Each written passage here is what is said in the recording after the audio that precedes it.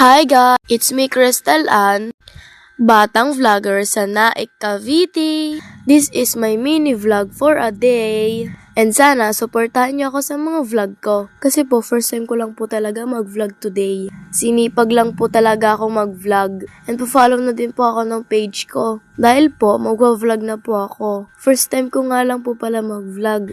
Pagpasensya niyo na po yung boses ko dahil po ngayon may sipon po ako. And ako nga lang po pala mag-isa sa bahay. Nagsaing nga po pala ako dahil binili na ako ng aking tita. Syempre, susundin ko po kasi tita ko po siya. Tita ko nga po pala is nasa trabaho. Yung tito ko po nasa trabaho din. Actually guys, kasama ko yung pinsan ko pero hindi ngayon. Ako lang po mag-isa sa bahay.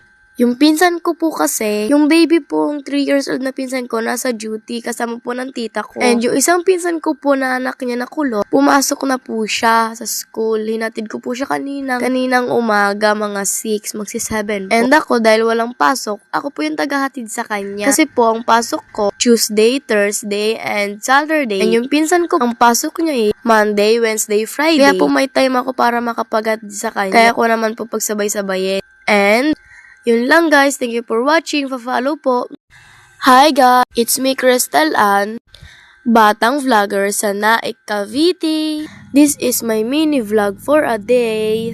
And sana, supportahan niyo ako sa mga vlog ko. Kasi po, first time ko lang po talaga mag-vlog today. Sinipag lang po talaga ako mag-vlog. And po-follow na din po ako ng page ko. Dahil po, mag-vlog na po ako. First time ko nga lang po pala mag-vlog. Pagpasensya niyo na po yung boses ko dahil po ngayon may sipon po ako. And ako nga lang po pala mag-isa sa bahay. Nagsaing nga po pala ako dahil binili na ako ng aking tita. Syempre, susundin ko po kasi tita ko po siya. Tita ko nga po pala is nasa trabaho. Yung tito ko po nasa trabaho din. Actually guys, kasama ko yung pinsan ko pero hindi ngayon. Ako lang po mag-isa sa bahay.